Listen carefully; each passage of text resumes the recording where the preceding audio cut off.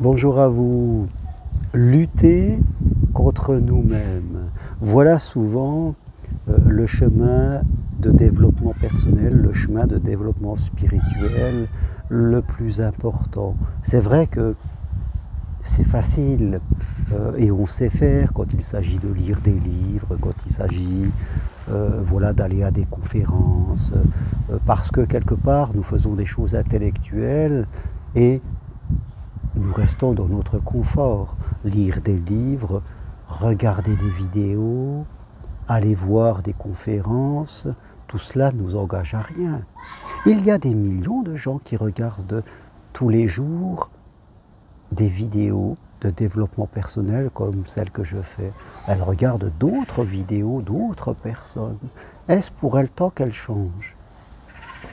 Un peu, oui, mais souvent, pour la plupart, non. Parce que cela nous demande de lutter contre nous. Mais lutter contre quoi?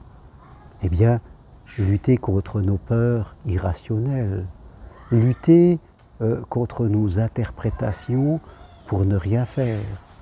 Lutter contre nos paresses psychologiques, intellectuelles, mais aussi nos paresses physiques, on ne bouge pas. Lutter contre nos renoncements, contre notre ego qui veut soit se mettre en avant, soit se mettre en arrière. Lutter contre les croyances limitantes qui nous font souffrir, mais qui nous arrangent parce que, eh bien, on ne fait rien. On reste réfugié derrière la croyance parce qu'elle nous pousse à ne rien faire et ça arrange une autre partie de nous. Lutter contre notre manque de volonté. Quelquefois, lutter contre le fait qu'on repousse les choses à plus tard et que, fait de compte, plus tard, c'est peut-être ne jamais les faire. Lutter contre les comportements que l'on a, que l'on dit plus fort que soi, alors même que rien n'est plus fort que soi, que je peux aussi faire des choses, que je ne suis pas une marionnette. Lutter contre nos comportements que nous pouvons avoir, alors que notre petite voix intérieure nous dit qu'il faut faire autre chose, mais qu'on décide de ne pas l'écouter. Lutter contre l'idée de ne pas se fixer d'objectifs, de ne pas savoir ce que l'on veut. Comme ça, ne pas savoir ce que l'on veut permet de ne rien faire, parce que savoir ce que l'on veut, eh bien, nous pousse à agir. Et une partie de nous ne veut pas agir. Donc, vous voyez, il y a plein de choses en nous contre lesquelles il faut prendre confiance. Parfois, il faut lutter un peu pour le dépasser. Cela nous demande de l'envie. Cela nous demande de la motivation. Cela nous demande aussi du courage pour changer un comportement, pour penser à nous alors qu'on pense toujours aux autres, pour lâcher prise alors qu'on est hyper contrôlant, pour se mettre un peu en avant alors qu'on est toujours quelqu'un qui se cache, pour ne pas travailler alors qu'on est toujours quelqu'un dans le faire, pour ne pas posséder alors que pour nous, la possession, c'est la sécurité. Parfois pour dépenser un peu d'argent, alors qu'on veut toujours avoir beaucoup d'argent de côté pour être sûr de ne jamais manquer. Donc, parfois venir marcher sur Compostelle, alors que ça fait longtemps qu'on repousse la chose et qu'on repousse cette envie, qu'on dit qu'on fera ça une prochaine fois, mais qu'on n'est pas prêt, ou qu'on n'a pas le temps, ou c'est pas le bon moment. Voilà. On doit tous lutter contre nos renoncements, contre nos manques de motivation, contre l'abandon de qui nous sommes, l'abandon de nos rêves, l'abandon de nos idées. Voilà souvent un chemin très important à faire parce que on abandonne notre âme pour être dominé par notre mental. Nous, la majorité des gens sont dominés par le comptable qui est en eux. Le comptable qui, dans tout, eh bien, ne fait que compter avec bénéfices et pertes. Mais on ne remet pas en cause ses idées. Il y a quelque temps, une personne sur une de mes vidéos a mis une phrase « C'est pas facile de vivre seul, mais c'est encore pire de vivre à deux ». Voyez cette croyance comme elle est tellement limitante. C'est pas facile de vivre seul et c'est pire de vivre à deux. C'est un enfermement mental.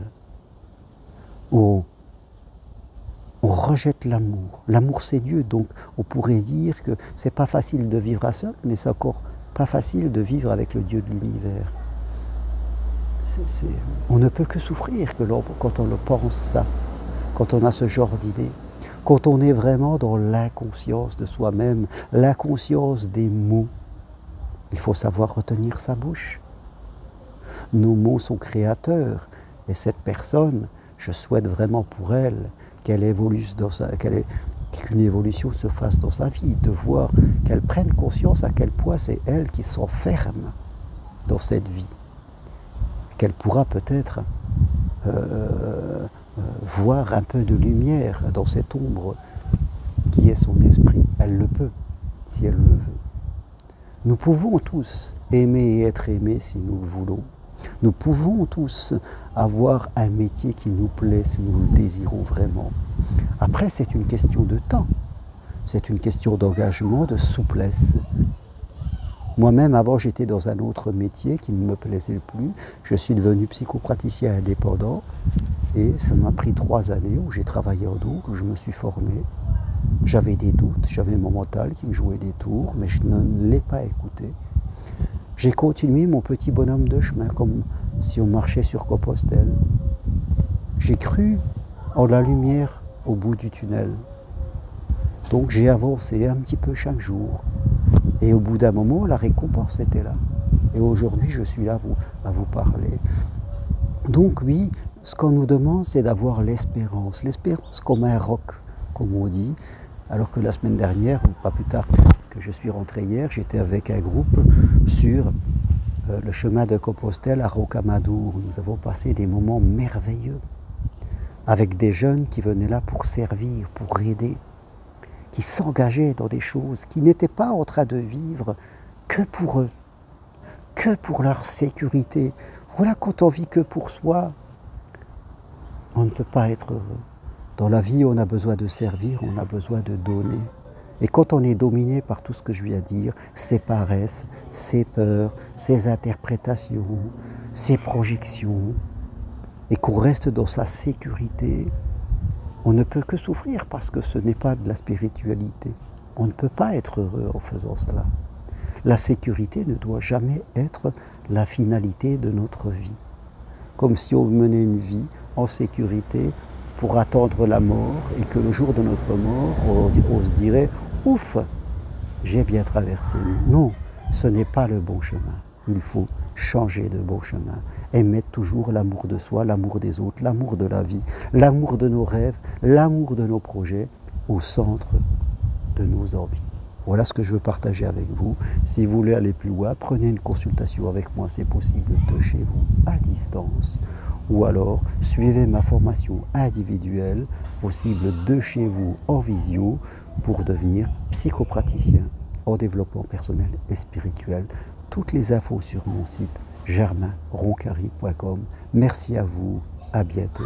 Et surtout, luttez contre tout ce que vous avez en vous et que vous ne voulez plus voir exister dans votre intériorité. Merci, à bientôt, au revoir.